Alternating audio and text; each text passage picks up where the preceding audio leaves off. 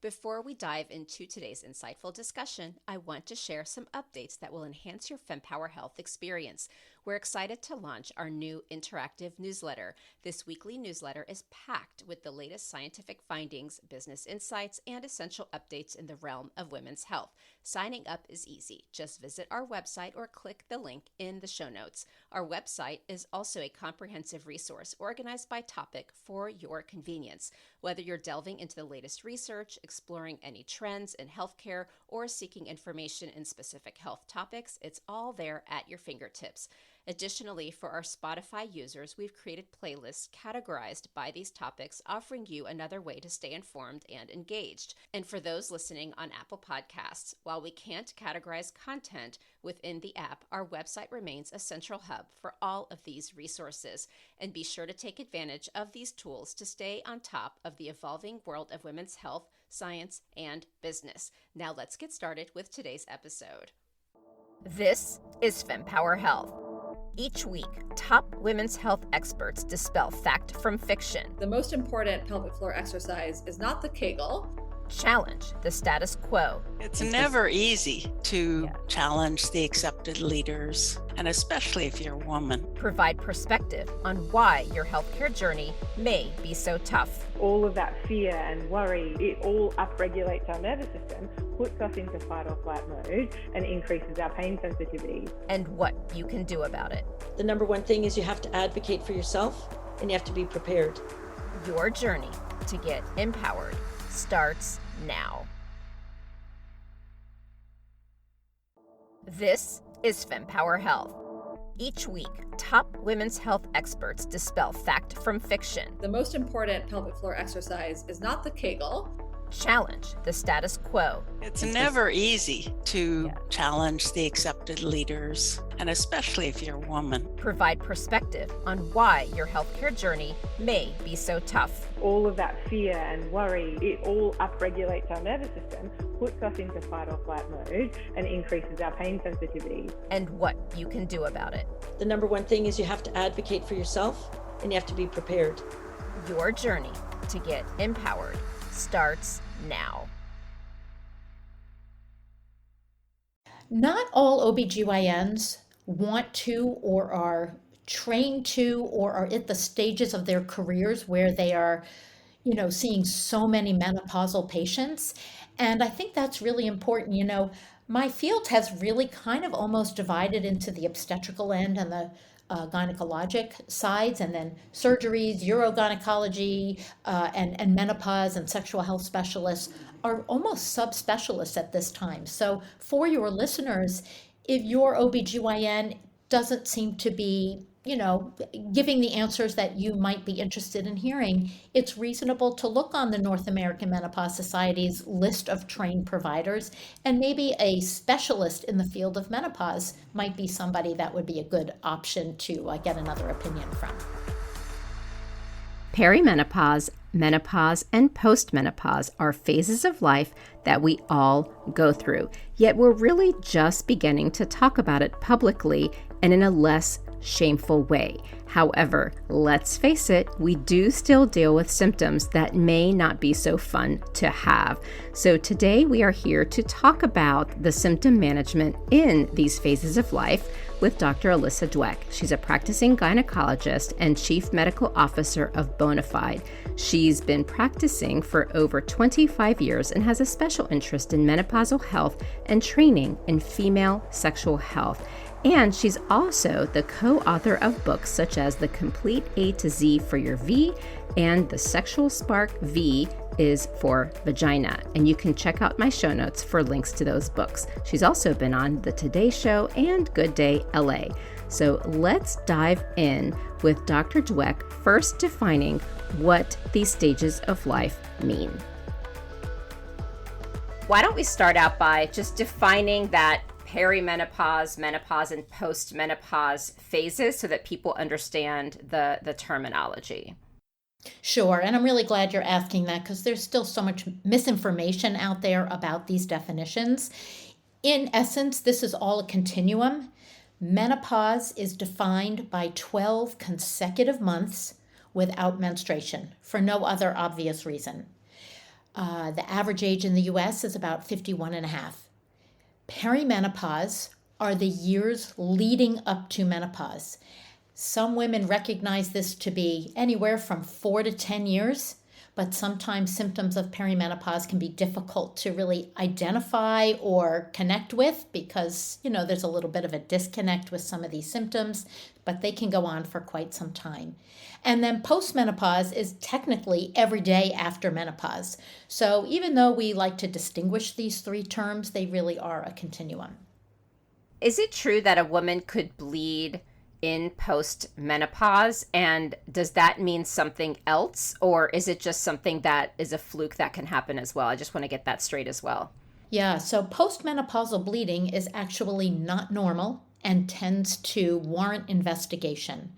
Again, going back to this 12 consecutive months without menstruation, if someone goes 11 months and 10 days without menstruation and then has some bleeding, technically that is not postmenopausal bleeding, but the clock towards menopause starts all over again. If someone does go 12 months without their period and then bleeding occurs after that time, it is considered postmenopausal bleeding, not normal, and warrants a workup, which could include an ultrasound, some blood work, maybe a biopsy. It's really individualized. I tracked during my infertility years, and it was 4 years. I was like, I'm done tracking. I'm done worrying about supplements. I'm just done. And then just doing this podcast, I'm like, I should start tracking again. And I'm so glad I did, because now I'm going to know when my 12th month hits. It was like around Thanksgiving, so I'm just waiting. Absolutely. And I tend to tell people to put a smiley face at that time because there is so much liberation when this occurs, and I like to frame it in a positive light. I will say that I see people in my office all the time who have not tracked, and they really can't remember 12 months back. So it's super important to keep that in a calendar. Okay, good. So when we're in our 40s, even if you are traumatized by your fertility treatments, start tracking. All right. So, one of the questions that I see most commonly asked is, what are the first signs of perimenopause? And then we can talk about how those symptoms differ as we start getting closer to menopause. So first, let's start about those initial signs. The first signs are typically changes to the menstrual habits. Most commonly, we'll see a skipped period, or we'll see a couple of months without a period. A lot of times we'll see some beginnings of what we call vasomotor symptoms, so hot flashes during the day, night sweats at night, which are hot flashes at night. But one symptom that tends to be a little bit difficult to recognize or make the connection that it might be a hormonal issue are the mood changes that come along with. So women often complain of irritability or, lack of patience for things that they typically had a lot of patience for, and just not feeling like they're 100% themselves. So once we make sure there's nothing really organically, medically going on, oftentimes we'll attribute that to the perimenopausal time, especially when it's combined with irregular bleeding. Okay. So now birth control is extremely common. How would someone know if they're on birth control, or other factors too? So first let's start with, I don't know if we have to separate it out, if it's birth control or other things that could contribute to not being clear. Like, for example, I have endometriosis, and a lot of the symptoms are similar, right? Then there's people with PCOS. And so there's a lot of different things that lead to irregularity. And plus we're women, like there's stress, all these things impact our hormones. And so now that I'm so much more educated, I'm like, I can't tell when my perimenopause began.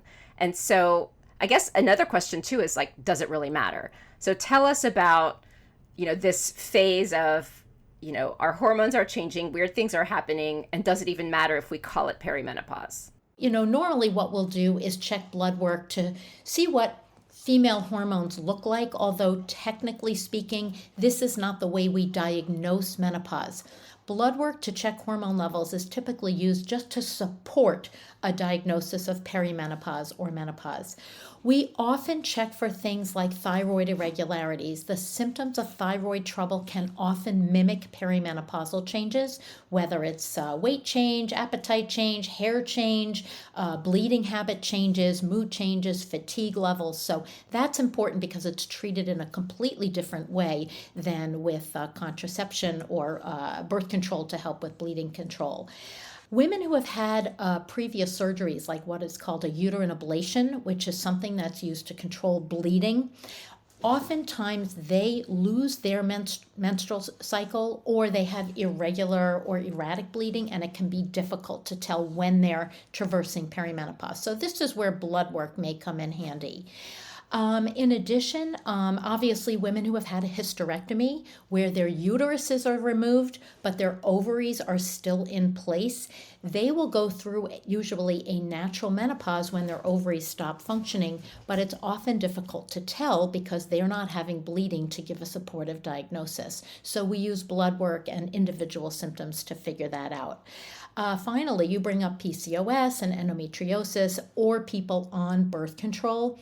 Symptoms of perimenopause may get masked, but those people are not coming in to diagnose whether they're perimenopausal because they feel typical and normal and they know what their general day-to-day feelings are like. So it's those who are coming in with symptoms, even if they're on birth control or even if they have a medical condition, we'll look into it with studies, blood work, and individual symptoms.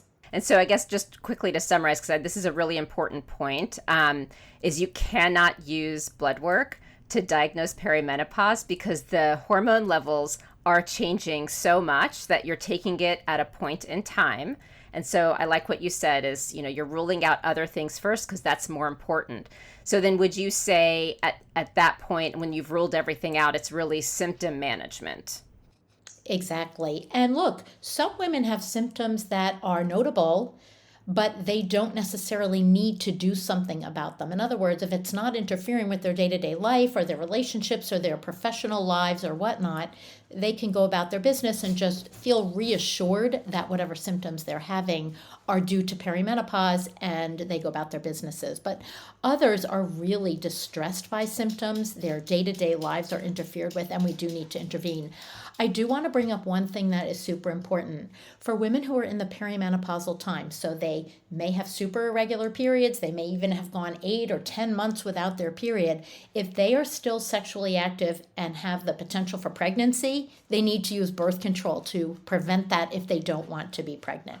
I would like to break this up just since we're talking about perimenopause and menopause is a day, then there's postmenopause. Let's continue with perimenopause and talk about the common symptoms and how to handle them. So there's a few key ones like vaginal dryness, uncomfortable sex, which I'm not sure is equivalent to vaginal dryness or other things, low libido, and obviously hot flashes, lack of sleep, all of these. And so I don't know if we need to break them each into parts or if there's like a thematic thing that you can cover around these symptoms. Yeah, I think it's really difficult to compartmentalize everything in just neat little boxes because some women will experience lots of symptoms in different severities and for different durations of time, and others will have maybe one symptom or no symptoms. Like I said, irregular bleeding is usually the first symptom or sign in perimenopause. So control of that either hormonally or with an IUD or no control at all or a surgical remedy is something that we consider. In terms of hot flashes, yes, this is a common symptom. Again, unless it's interfering with day-to-day life or sleep, it doesn't need to be treated, but I often suggest treatment because why shouldn't women feel like they're at their best and at the top of their game? And if sleep is being interrupted, it's just going to further lead to fatigue during the day or feeling that irritability or having less tolerance or patience or just not feeling at their top of their game. So I think these things can be treated in many ways. Hot flashes and night sweats tend to have some good responses to lifestyle changes. So the Mediterranean diet is something that we often recommend. We often recommend avoiding triggers. Common triggers include caffeine, alcohol, stress, smoking, being overweight or over the standard suggested BMI for your height, and spicy foods, large meals. So these are all things that can be managed. Number 3, I often note and that patients are interested in, but also recommend non-hormonal treatments first, because hormones work, absolutely, but they do come with some baggage. And what I'm finding, at least in my practice here in New York, is that many women would prefer to try something non-hormonal and a little less aggressive first. Of course, Bonafide does put out a wonderful and very well-studied herbal supplement called Relazin, which has been around for quite some time and has amazing studies that show safety and efficacy behind it. This is a Swedish flower pollen that probably works through serotonin pathways in the brain to help with vasomotor symptoms. So this has been a game changer for lots of my patients. There are other over-the-counter supplements that are soy-based or phytoestrogen-based, and they have mixed results, but some people find them very helpful. This would be something like black cohosh or evening primrose oil, which women often find over the counter before they ever come into my office. Believe it or not, we often recommend antidepressants for the perimenopausal or menopausal population when they're suffering with hot flashes or night sweats. There are several that actually have FDA approval and are indicated for hot flashes. So these can be helpful, especially in women who might already be dealing with signs of subclinical depression or anxiety and want to take the edge off. So again, this is individualized. There are other pharmacology preparations, one called gabapentin, one called clonidine. So these are other medications that may be helpful for these particular symptoms. Lastly, hormone replacement therapy. It works. It's estrogen with or without progesterone. Lots of women do turn to this, but there's definitely, the individual who cannot or will not take hormone therapy. So that's a whole nother conversation, but certainly an option. Can you define night sweats versus hot flashes?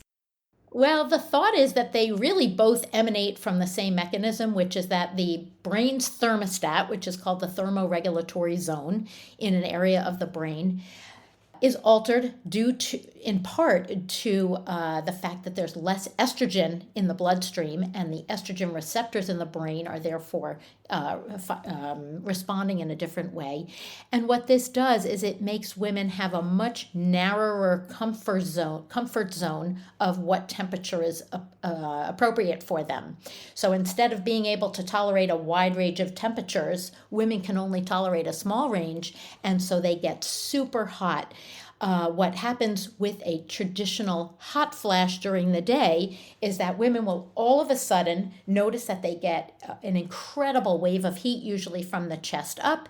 They subsequently break out in this massive bout of perspiration, and then they start to cool off. And this can last for, 30 seconds up to a minute or two. Some people get a few of them. Some people get them throughout the day, 20 or 30 times, and they can be super disruptive.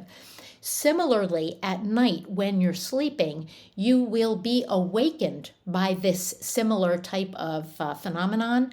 But what happens at night is oftentimes, you're in your sleep and you break out in such perspiration that your sleep clothes get soaked. Then it starts to evaporate and you end up with chills. So this often wakes women up in the middle of the night. They feel the need to change their clothes. It's very disruptive, especially if it's happening multiple times, because it interrupts the sleep. So they're probably starting out in the same mechanism, but they just feel a little bit different to people. I mean, people experience this differently, and what I normally hear from my patients is that their bed partners are the ones who seem like furnaces and they can't be near them. They're on a different temperature planet from them, and they've got all the air conditioner really high, or the windows open in the winter and fans blowing all over the place, and their partners are usually wearing a hooded sweatshirt. So it's, I guess it's all perspective, right? Okay. Yeah, no, that makes sense. Thank you. And then one thing I did want to get to is you were saying all the things too that could be triggers. So some might listen to you and be like, okay, seriously? Like, I can't cut all this out. What am I going to do? How can someone assess the triggers? Because to just say, oh, by the way, you've hit this phase of life that comes with this societal, negative, perspective. And oh, by the way, now eliminate everything good in your life. So tell us more about that. Yeah, look, I think most women do tend to start to recognize what their individual triggers are and make a wise decision based on their own needs. I can manage the hot flash that comes from the wine because I prefer to have a glass of wine, or I can manage the hot flash that comes from caffeine because I'm surely not giving that up. But sometimes, if they recognize what their triggers are, they can do other things to mitigate. So, have a fan nearby, or make sure they're wearing the proper clothing to be moisture wicking or not too hot. So, for example, turtlenecks are out of the question for lots of menopausal women, and they're fine giving that up. But some of the other triggers may not be. I also find that bringing these triggers up in my office to my patients gives them sort of a recognition so that they know that they're not going nuts, that they had a hot flash or a night sweat for a particular reason, and they can choose their poison, if you will. Fempower Health is pleased to partner with the upcoming Femtech and Consumer Innovation Summit. The summit is the latest deep dive event, part of the Women's Health Innovation Series, looking to tackle this growing sector of women's health, having had continental success in driving innovation, investment, research, and partnerships in traditional women's healthcare by bringing together critical stakeholders. Join us in New York on June 7th and 8th as we channel this success into the consumer sector of women's health. Visit www.femtechconsumerinnovation.com to view the superstar speaker lineup and enter code FEMPOWER15 for 15% off your ticket. Hope to see you there. So a couple of the things you didn't address yet are like the vaginal dryness, uncomfortable sex, low libido, orgasms, and all that stuff. So what can we expect the changes to be there, and what can we do about those? So vaginal dryness, which is such an all-encompassing term, because what's really going on is what we call GSM, genitourinary syndrome of menopause. All of this low estrogen, because the ovaries are not producing as much of this estrogen any longer, starts to affect the vaginal tissue and the vulva tissue. So all the genital tissue can be affected. The tissue becomes much less elastic. It becomes much more delicate, more prone to injury, and this can lead to painful sex. Painful sex can also be a factor in lower sex drive because, after all, who wants to engage in something that's uncomfortable? So over time, the brain learns that this is maybe something you don't want to engage in. The vaginal changes are usually a slightly later symptom of menopause.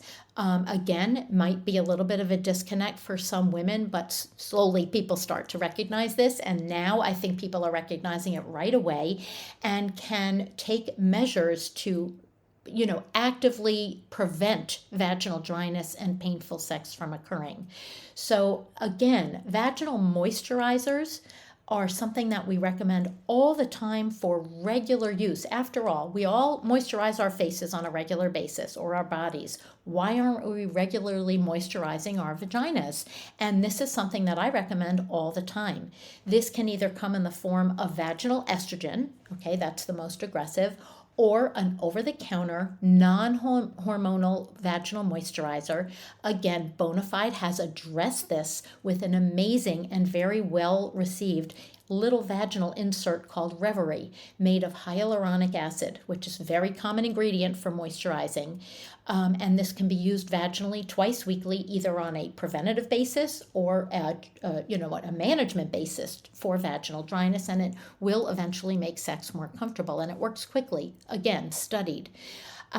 Lubricant goes a really long way to help prevent pain on demand. So in the moment during sex, to use a lubricant can be very helpful. As far as orgasm and sexual drive, these are complex issues for women. And it's not just a light switch up, down, and, that's it. We can fix things. There are so many things that also go on during this stage of life that might interfere with sexual drive and orgasmic potential. So, for example, hormones, absolutely. And we'll leave that for a whole nother conversation. But hormones, declining can make a difference in drive. Number two, think about all of the psychological factors that may be going on. What is your relationship like? If you're having trouble in your relationship, your libido is most likely going to be affected. So we investigate this in my practice, and I'll send to a couples counselor if necessary. Number 3, what about medical disease? If you have diabetes or any sort of cardiovascular disease that alters blood flow to the genital area, these things are going to interfere with sex drive and also with orgasmic potential. So we will manage that. As far as stress, absolutely. Somehow men seem to be able to put a lot of stress on the back burner. Women aren't so great at doing that because they've got their laundry list of things going on in their minds. So I often will recommend, a dedicated date night or date morning in order to be able to put all those other things in life on the back burner. But I also want to address something that you said, which I hear in practice all the time, which is the society's negative connotation about menopause. And yes, this is true. I'm not going to deny that, but I do see things changing and the tide turning. And I often really recognize the positives that are going on. So for those women who were bleeding all the time and that interfered with their sex lives, well, that's gone. So this is a positive. For those women who really didn't want to have to manage contraception because they didn't want to get pregnant, that's gone. No longer needs to be managed. That's a positive. Many women felt like the privacy or lack thereof was really interfering with their sexual lives. And after all, who can concentrate on orgasm and sexual relations when you've got kids all around your house who may be hearing what's going on or wondering why your door is closed? Privacy is afforded to the empty nesters. This is a positive. So focusing on these things, I think, is really important. Okay. No, that's really, really helpful. But also, too, what I've heard, and I feel like I'm experiencing this, is I don't know if it's the hormone changes or age or both, but it's like once I hit 40, I'm like, whatever. And I just feel so much more in command. And then all my friends are like, oh, wait till you hit 50. It's even better. So is that a hormonal change, or do you think it's just maturity? Like, what do you think it is? I think it's a combination. Again, this is just so not black and white. There are so many variables that go into sexual drive for women. I think that, again, addressing pain, addressing body image, that's a very big thing that I see in my practice, which we like to refer to as sexual self-esteem. So, many women, especially coming out of this pandemic, are dealing with trying to manage their weight, for example, and their exercise regimens. And I think that has an awful lot to do with whether somebody feels sexual. If you don't feel good about how you're looking or feeling on an individual basis, it's going to take its toll on your potential sexual drive. So all of these things are things we address, especially during a sexual health consultation revolving around low libido and drive. So real quickly with the weight gain, I'd love to hear your perspective. I've had a lot of people sharing different things. I've heard do intermittent fasting. I've heard let it go and, be yourself and use intuitive eating. And of course, there's a lot of keto fans out there. So I would love to hear, I know you said Mediterranean diet in the beginning, but I'd love your reaction to these very black and white, seemingly diet pushes to women in this phase of life. Well, look, I think if I had the magic bullet, I'd be a very rich and famous person right now. So I don't. But this is what I do know. I do know that what matters to me as a physician and as a woman is health and wellness. Yes. So I think that a regimen that works, that somebody will stick to because it's realistic for their lifestyle and then is also focused on health and wellness, is most important. We know as an absolute fact that if your BMI is too high, you have a higher risk of diabetes, you have a higher risk of cardiovascular event, you may have a higher risk of cancer, your immunity may be off, and overall, many women just don't feel as well. So that's why I focus on the health aspects of things. What I will say is Mediterranean diet is a lifestyle. It is not a diet. It's not something you go on for a couple of weeks to lose a few pounds and you're done. This is something you have to commit to really all the time. And then, of course, keep in mind that not everybody sticks to everything, 24/7, 365. So, allowances are made for being human. But the Mediterranean diet in general is healthful. This means lean proteins, minimizing red meat, tons of green leafy vegetables, fruits and vegetables, utilizing olive oil instead of butter, minimizing alcohol intake, and most of all, minimizing salt and using spices instead. These are all meant to, the Mediterranean diet was originally thought of as a cardiovascular healthful diet, but actually has benefit in so many other ways. So that's the diet that I promote in my office and personally. But yeah, we still want to have our cake and we still want to have our alcohol from time to time. And so it's all about moderation. This is not going to be helpful at all without exercise. So 150 minutes a week of cardio, weight training, focusing on flexibility and balance are going to be super important with aging because of the risk of osteoporosis and menopause. So these things are all important to combine. And then lastly, and probably the tallest order of all, is stress reduction. Because with constant stress, cortisol levels are being secreted by our adrenal glands constantly. And what does that do? It puts visceral fat on right around the middle, which is exactly what everybody is complaining about during this time of life in my office anyway. Okay, got it. Now I really, really appreciate you sharing this. I think back, like I started learning about the impact of foods when I went through my fertility journey because of my situation. My reproductive endocrinologist had said no gluten or dairy. And I was like, what? And I would call him like, what about this? He goes, nope, you can't do that. I'm like, what about this? Nope. But that was the beginning of a journey that led me to experiment. And I agree with you. It's not diet. It's a lifestyle. And I feel so free because I'll be like, I feel like I choose. I'm like, you know what? I'm going to have cake today. And I don't feel guilty, but I don't eat cake every single day. And I just enjoy what I eat. And it's I don't even think about it, and it feels so good, and I feel like I'm healthy. So I appreciate you saying that. Yeah. Well, I think I also practice what I preach, so I can feel a little more passionate about it. Yeah. But absolutely, it has to be realistic, and it also has to be melded towards somebody's individual circumstances. Absolutely. So before we go into the next set of topics, I do want to ask you. So you're an MD, and you are talking about all of these natural ways, including supplements, and then going into HRT.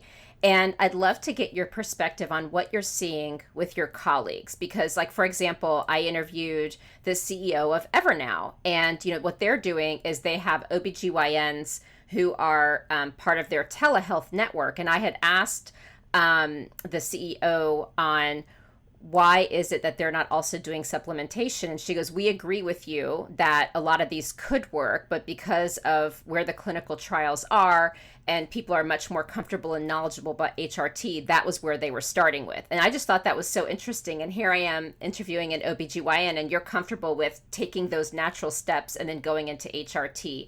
So for those women who just kind of want to understand the dynamic and may not have an OB/GYN such as yourself, like, tell us what's going on and maybe some things that they can do to get what they need. And again, none of us are saying HRTs are bad, but I do think there's a stepwise process. So I'd love to hear your reaction. Sure. So I think that I was really lucky because before I went to medical school, I actually got a master's degree in human nutrition. I've always had an interest in that.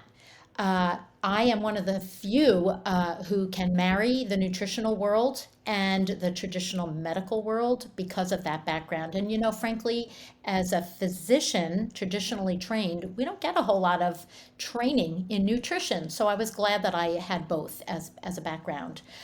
I also really appreciate that there's more than one way to manage a problem. And, if menopausal symptoms are the problem, then I want to be able to offer my patients multiple options.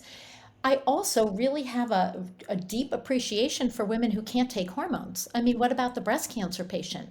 What about the endometrial cancer patient? What about someone who suffers from migraines with an aura where hormones are not necessarily recommended?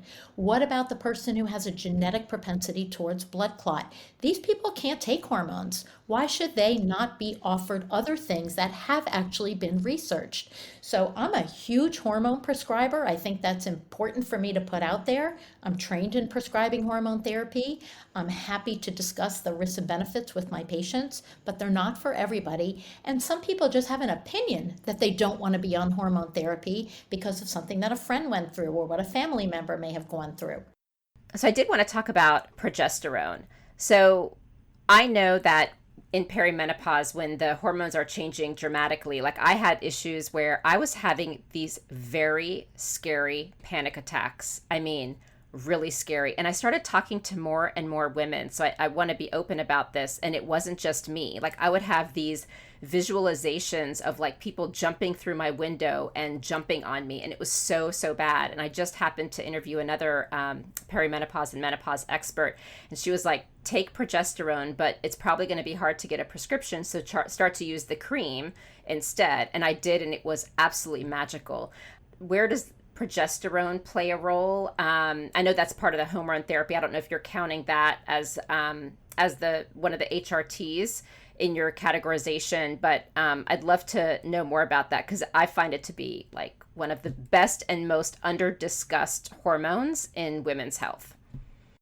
I think that it's difficult to answer that question without having an individual person sitting in front of me giving me their their story and their symptoms. But I will say this, back to the whole perimenopausal experience, many women, like I said, they come in saying, I don't even recognize myself because my moods have been altered. And part of this experience might include a feeling of panic. A lot of women feel they're having anxiety attacks, palpitations. I've heard about claustrophobia feelings in women who have never had these symptoms before. And yes, hormone therapy, which I'm going to say is at times estrogen with progesterone, and at times just progesterone, and at times different forms of progesterone, whether it's prescription related, cream related, or whatnot, can be helpful. But again, it's really individualized. I would absolutely support that those symptoms are part of some people's perimenopausal experience. And again, this goes back to making sure there's no cardiovascular issue going on, making sure the thyroid is okay, being sure we're not missing the diagnosis of generalized anxiety disorder or depression, because these all have overlapping symptoms and they're treated in a different way. Some of my patients will turn towards those antidepressants for these types of symptoms rather than a hormone. And look, there's also some controversy and discussion about some of the over-the-counter or compounded hormone therapies, including progesterone of different varieties, because not all compounders are the same. And in fact, the two societies that we normally listen to in my world, which is ACOG and NAMS, North American Menopause Societies, they actually frown on these over-the-counter supplements because we don't really know whether they're, what the integrity is. How have they been made? Are their facilities being oversought by the proper agencies to make sure that there's no contaminants, or that they're actually delivering what they're saying they're delivering? In addition, people absorb things differently, particularly if they have different BMIs or other metabolic issues. So it's not a straightforward answer for everybody. Right. Yeah. And what's frustrating too, though, is just if the supplementation isn't working and, some of these therapies are needed, I'm just hearing so many women saying OBGYNs won't prescribe it. And it's a shame. It's a real shame. So I guess all we can do is just continue to be educated and advocate. Not all OBGYNs want to or are trained to or are at the stages of their careers where they are, seeing so many menopausal patients. And I think that's really important. My field has really kind of almost divided into the obstetrical end and the gynecologic sides, and then surgeries, urogynecology, and menopause and sexual health specialists are almost subspecialists at this time. So for your listeners, if your OBGYN doesn't seem to be, giving the answers that you might be interested in hearing, it's reasonable to look on the North American Menopause Society's list of trained providers, and maybe a specialist in the field of menopause might be somebody that would be a good option to get another opinion from. When it comes to the supplementation, when do you start and when do you finish? Like, do you finish like the day you hit menopause? because I know like some people may like forget or be sick of trying to take things and maybe want to be done, but we also want to be proactive and keep ourselves stable. So how does one look at that if they're going the supplementation route? Yeah, again, this is going to be individualized. So when it comes to hormone therapy, I think most of us reevaluate our patients on a pretty regular basis to see whether dosing needs to be changed, whether discontinuation can be considered, you know, that type of thing. And I think it's similar with supplementation. Hot flashes and night sweats are not going to last forever. The average duration is about 7.5 years in the US. The average duration of vaginal dryness, rather, is going to be more of a chronic and progressive issue. For hot flashes and night sweats, they are not going to last forever. While they may be long lasting, average being 7.5 years, but some women experiencing those symptoms for upwards of 15 or 20 years, you know, we're going to continue supplementation for as long as somebody may need it. For vaginal dryness and discomfort during sex, I would suggest that continuing on an indefinite basis is really going to be the most helpful because that's not going to go away by itself. And in fact, unmanaged may just, you know, go on. So now let's go into postmenopause. What is that experience like? You know, the hormones have kind of leveled out from my understanding. And are we just coasting now? Are there symptoms we should expect to go away that were in perimenopause? Are there new ones that appear, ones that continue? What's that experience? I would say the hot flashes and night sweats will eventually start to subside. The vaginal changes and sexual health changes may be things that we really need to stay on top of, with whether it's moisturizers and lubricants or things to enhance blood flow to the genital tissues in order to enhance sexual satisfaction, and also dealing with the pelvic floor. Those are things that may be requiring a little bit more active management and attention in the postmenopausal times. So what have we missed? One other thing that I think we should bring up, because we haven't talked about it, is something that's on a lot of women's minds right now, and that's the vaginal microbiome. The microbiome is essentially an environment that naturally contains bacteria, viruses, fungi, and everybody kind of has a unique vaginal microbiome. We always talk about the microbiome of the gut, but my world, we're very interested in the microbiome of the vagina. During menopause and perimenopause, pH changes occur. The microbiome has changes that occur as a result of hormone changes. And this can lead to symptoms that women complain about, like discharge, like itching, like perhaps a different scent from the vagina. I'm not talking about infection, I'm just talking about changes occurring in the pH and the general milieu. I see many, many women turning towards over-the-counter products like douches or washes or sprays, and actually these tend to potentially cause more troubles than not. I also see many women turning towards probiotics, and these have been helpful. So I just wanted to bring up the whole topic of the vaginal microbiome because it's a current topic and something that is on top of mind for a lot of my patients. Oh, wow. Thank you for sharing that. So a question for you. For those who want to use the probiotic vaginally, I'd love to get your reaction to that one. All of these probiotics tend to contain lactobacilli. These are, for the vagina's sake, bacteria that naturally produce lactic acid and hydrogen peroxide and keep the vagina in a happy place pH-wise. The vagina's natural pH is between 3.8 and 4.5. This is the acidic pH. There are many probiotics for the gut that may contain some lactobacilli, but for the vagina, we specifically speak about multiple different strains of lactobacilli, and Claire V, which is the probiotic that Bonafide makes, focuses on lactobacilli acidophilus and rhamnosus, and they do land in the vagina after oral ingestion.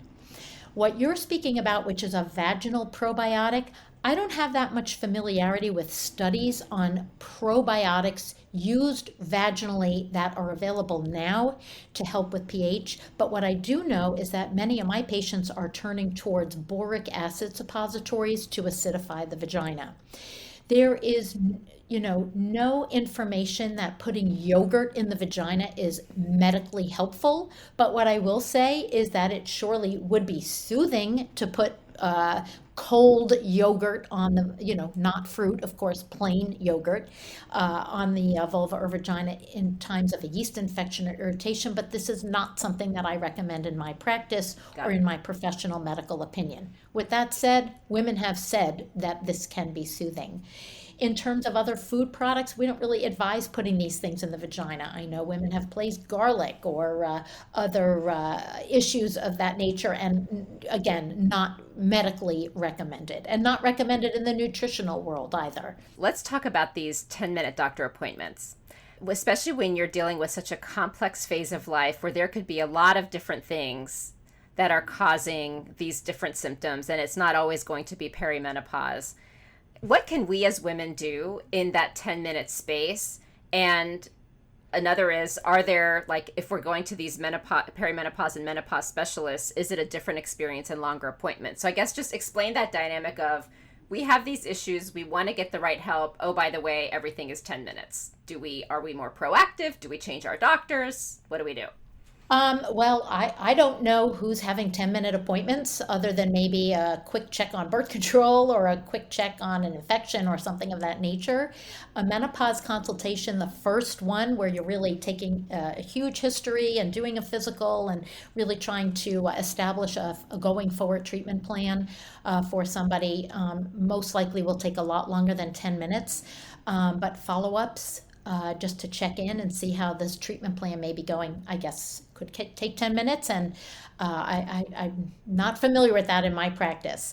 But I do think that shows like this, and surely a lot of websites and articles and journals where women can gain knowledge for themselves so they can come in with focused questions and really arm themselves with their questions that are important to them and what they want to get out of their appointment would surely streamline a short appointment. Based on what you just said, I have a clarification. So, when you make an appointment for a physical with a general practitioner, we know that that is a long appointment. They have a very specific time.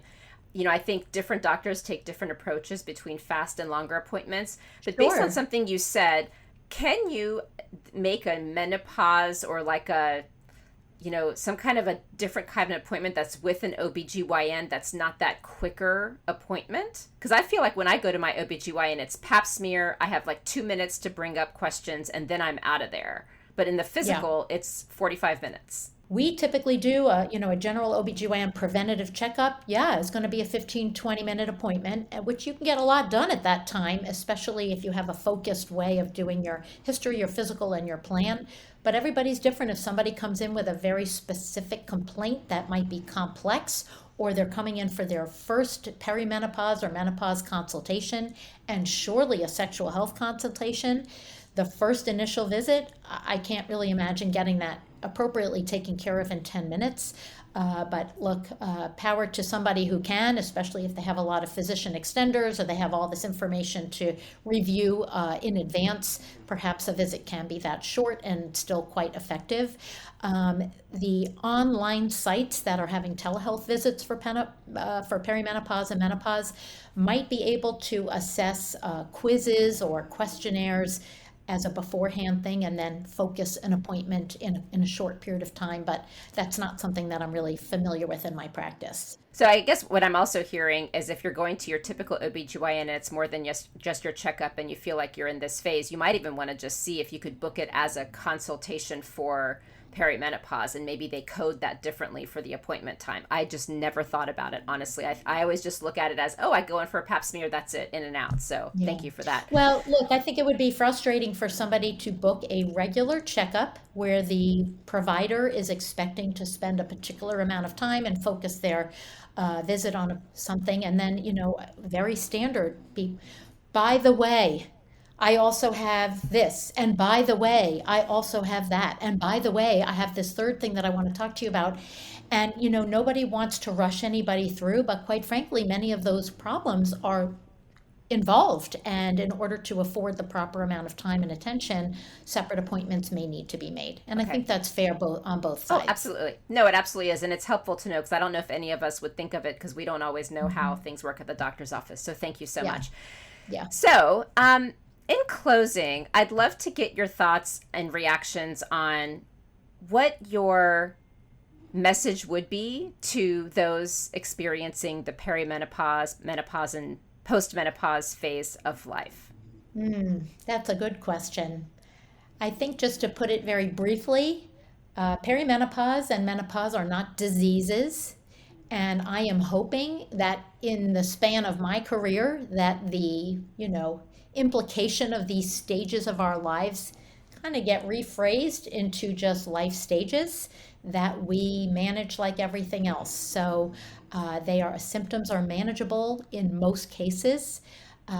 People need to arm themselves with information and make good choices and feel comfortable discussing all of these issues. So knowledge is power when it comes to this, and face it in a proactive, optimistic way if possible.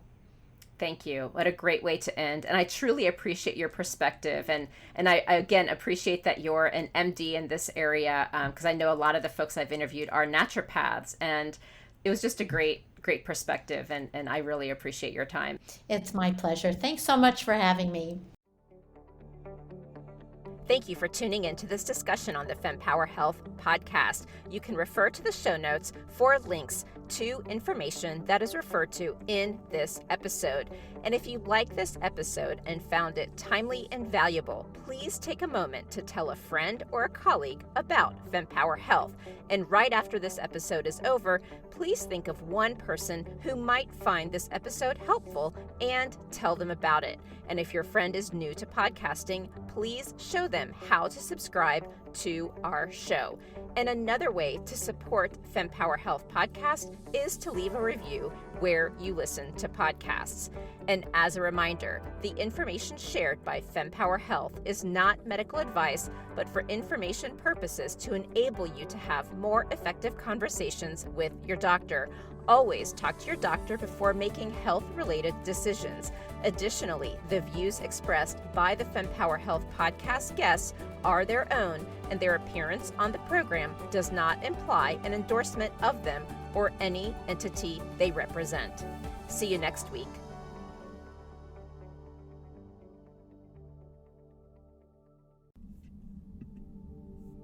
Thank you for joining us on another enlightening episode of Fempower Health. No matter where you are in your journey, our website is brimming with content tailored to your specific topic of interest or life stage. Dive in and discover the resources and insights waiting for you. Your voice matters to us, and if you found value in this episode, please take a moment to write a review. Your feedback not only helps us improve, but it also helps others discover our podcast. By spreading the word, you're empowering women everywhere with the information they need to navigate their unique health journeys. And if this episode resonated with you, please don't keep it a secret. Share it with friends, loved ones, or anyone you believe would benefit from the information. Together, we can create a world where every woman feels supported, informed, and empowered. Remember, knowledge is power, and Fempower Health is here to guide you and support you in every step of the way. And as a reminder, the information shared by Fempower Health is not medical advice, but for informational purposes to enable you to have more effective conversations with your doctor.